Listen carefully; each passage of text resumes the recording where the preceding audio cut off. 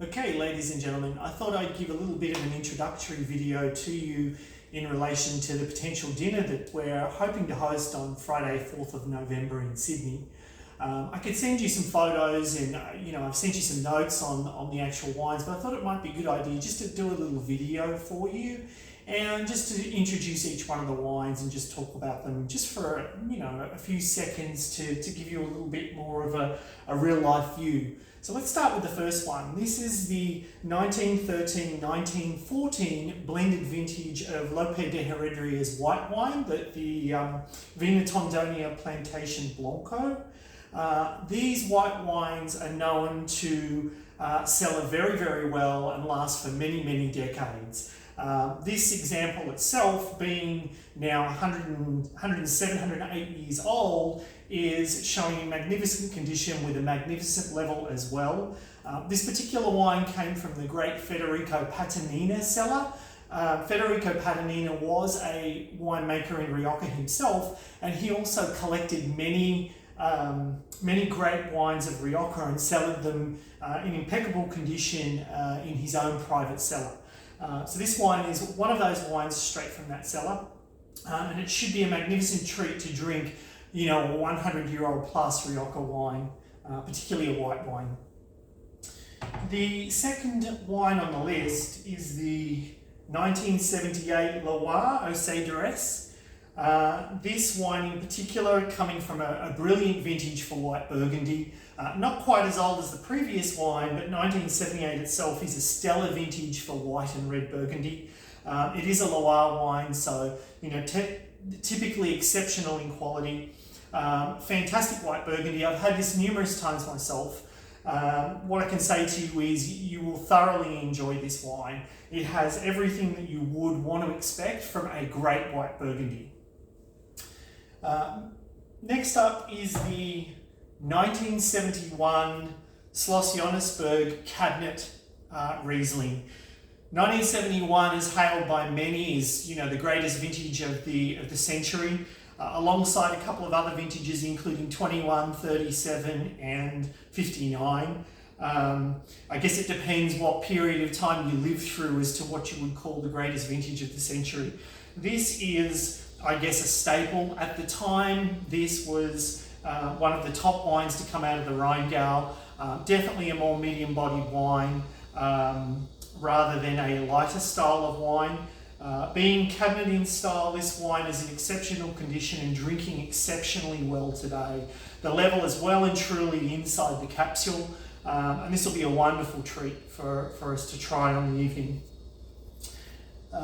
Following that, we'll move along to a wonderfully rare Schloss Johannisberg 1953 Faber-Nard Auslese Riesling. This is the Feinstay Auslese. The Feinstay Auslese is effectively like a reserve level or a level above the standard Auslese. You might even want to call it a gold capsule type standing, even though the gold capsules didn't exist at this point in time in Germany. So this Faber-Nard relates to the batch itself of Riesling, which would have been tasted and considered to be well above the standard Auslese. This bottle itself has been in my collection for close to 10 years. In fact, it's probably even longer than 10 years now that I think about it. It came direct from Schloss Johannisberg's Bibliotheca Subterranea wine cellar, which houses, many decades, if not centuries, of old Schloss Johannisberg Riesling. It's in magnificent condition yet again. Been hanging on to this for a special occasion, and I think this occasion is perfect to try such a wonderful, sweeter style of Riesling. From the white wines, we'll move along to the reds. The first red that we'll start with is 1919 Moët St. Denis from the great Dr. Barolo collection. This is an Henri de Villemont wine. 1919 I've had the privilege to taste only a handful of times. Perhaps some of you who will join the dinner have tasted one or two 1919s with me in the past. What I can say from those tastings is the wines were in exceptional condition, elegant yet complete, perfectly balanced, wonderful wines. Considering this is now 103 years old, it's in exceptional condition. It's probably down about 4 to 5 centimetres from cork. The label itself is still well and truly intact. I'm really looking forward to tasting this wine. 1919 is probably one of my preferred vintages to drink when you get the opportunity. So again, another 100-year-old plus wine. From or alongside that, I'll also serve a 1947 Van der Molen Hospice de Born wine, Guigon de Salines. This wine itself I've actually tasted in the last 2 years on a trip to Europe. What I can tell you is this wine is very opulent in nature and in every respect. It's a rich, full style of red Burgundy. A wonderful wine, very complex, a lot of tertiary character and also a lot of sweet fruited character in there as well. This particular bottle came from a wonderful cellar in Belgium. As I said, I've had the privilege to taste one. The bottle I tasted was about 6 centimetres below cork. This one is around about 3 centimetres below cork, so in much better condition. It should be a wonderful wine to taste and definitely different in style from the Maury Saint Denis. 1947 again was a stellar vintage for red Burgundy. Received a 10 out of 10. Very big, rich wines because it was a very hot vintage right throughout France. From the red Burgundies, we'll move along to some Châteauneuf-du-Pape and some Hermitage. So starting with the 1949 Châteauneuf-du-Pape. This wine is wonderful fill level, great colour, fantastic condition, a great vintage in the Rhone area for CDP and for Hermitage. This wine should be wonderful to taste. I think I've only ever tried a Châteauneuf-du-Pape once from the 1940s, and that was quite an experience. So really looking forward to taste this wine as well, and I think it should sit very nicely beside the Hermitage that we'll also taste from Chapudia. This is 1961, maybe not 100 years old, but 1961 is claimed and heralded as one of the greatest vintages of the century, if not the greatest vintage of the century. This is the Monnier de la Sizeranne from 1961. The level itself is probably down about 5 centimetres. The bottle is in wonderful condition. Really looking forward to tasting it. Haven't tasted anything like this before. It should be a wonderful experience for all of us. Again, really looking forward to taste this wine with all of you. They're extremely rare. I think probably in all my 15 to 20 years of collecting, I don't think I've ever seen a 1961 Chapudia Hermitage before. From there we'll go to Rioja, and I've got 2 wonderful examples of Rioja that are over 100 years old from the great Federico Patanina cellar. Both from the same producer, Gomez Cruzado, who at the time was one of the leading producers of Rioja in the region. This particular bottle is the 1906, so we're talking about a 116-year-old wine here. The fill level is exceptional, probably down about 1.5 centimetres. The bottle is in amazing condition, as were all of the bottles that came from the Federico Patanina cellar. I've never tried any of Gomez Cruzado's wines. The colour itself and everything looks impeccable. This again should be a wonderful experience. Something very unique to try wines of such age. Now, then we'll move along to another Gomez Cruzado wine. This time it's a 1915 Rioja, a Vina Mottolari, I believe it's pronounced. Coseca 1915, which just means it's a 1915 vintage, nothing else mixed in. So again, this is a Rioja Tinto Fino, which typically refers to a lighter style of Rioja rather than a full-on hedonistic style of Rioja. Again, wonderful condition, 107 years old. The level is right at base of neck. The label in fantastic condition. Really looking forward to trying these 2 wines side by side. Who can say they've tried 100-year-old plus Rioja wines before in such amazing condition? From Rioja, we'll move along, of course, to Bordeaux. And, I have two wines that I've selected from Bordeaux for us to taste. The first being a 1943 Vue Chateau Satane.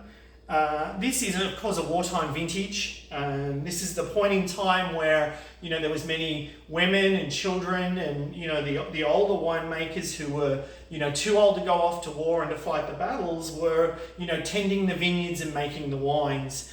This particular bottle came from a wonderful cellar in Germany. I've had the privilege to taste a number of wines from this cellar. And we've even tasted this wine before at a Commandaire de Bordeaux dinner in Sydney that I hosted.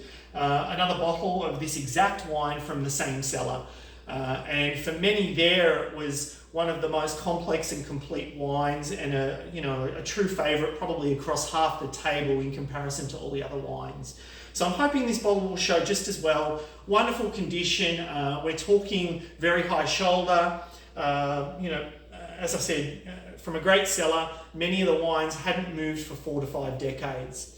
Alongside that, we'll also taste a 1950 Cheval Blanc. This 1950 Cheval Blanc is in a negociant bottling from Belgium, George Tempoor, who was a fairly well-known and established negociant in Belgium. His wines are known to be of excellent quality. We do know that many of the negociants blended a small amount of, probably other Bordeaux wine in with the wines that they produced. So not a chateau bottling, an actual a negociant bottling, but still very rare. 1950 being a fantastic vintage for Bordeaux. Particularly on the right bank. The left bank didn't fare so well, but the wines on the right bank fared extremely well. So the wines from Pomerol, Saint-Emilion, where this wine is from, excellent examples of Pomerol in a great vintage, or excellent examples of right bank Bordeaux, I should say, not of just Pomerol, because it's Pomerol and Saint-Emilion. Excellent examples, should be a fantastic wine. The 1950 Cheval Blanc is, heralded and claimed by many to be the great of the vintage. And we shall see when we open this bottle. Again, in excellent condition, very high shoulder, perfect bottle from another great cellar. In fact, actually, from the same cellar that the Vue Satane was from in Germany. From there, we'll head to the final bottle of the evening, and of course we'll move to a sweeter style wine. And again, this is from Bordeaux's origin itself. This is Chateau Coutet, so a 1900 Chateau Coutet. So we're talking about 122-year-old sweet Sauterne style of wine. 1900 is one of the greatest vintages ever for Sauterne and for Barsac. So this wine itself, highly sought after, extremely rare. Wonderful examples of aged, complex Sauterne or Barsac. I've been hanging on to this for quite some time. These wines from 1900 fare in value way up there with some of the greatest vintages of red Bordeaux. Again, for its age, 122 years old, we're talking about sort of high shoulder to very high shoulder. Perfect colour, a wonderful mahogany colour through the bottle. The glass itself is clear. It's hard to see, I know, in this video. It looks very dark, but I can tell you when held up to the light, it has a wonderful amber mahogany colour right through it. This should be a wonderful way to end the dinner on a truly rare, sweet style of wine. So again, I will say the actual capsule itself is original underneath. Because of the age and the concerns for that I had for the cork, we actually waxed this before shipment, before I moved it from Europe into the US. a number of years ago. I do that with a number of the wines that I'm concerned about, the cork potentially, dropping or becoming loose during those pressure changes on the planes in flight. So I can tell you underneath it has the original capsule, the original cork, everything is there. Really looking forward to trying my first vintage, and hopefully for all of you it will be your first vintage of 1900 Sauternes. And that about wraps it up. So as you can see, a wonderful array of wines, really rare, a number of vintages that are over 100 years old. Every single bottle in its own right is exceptional, rare, and a perfect example of the actual appellation and terroir. So really looking forward to hosting this dinner with you and sharing these wines. See you in Sydney on Friday, 4th of November.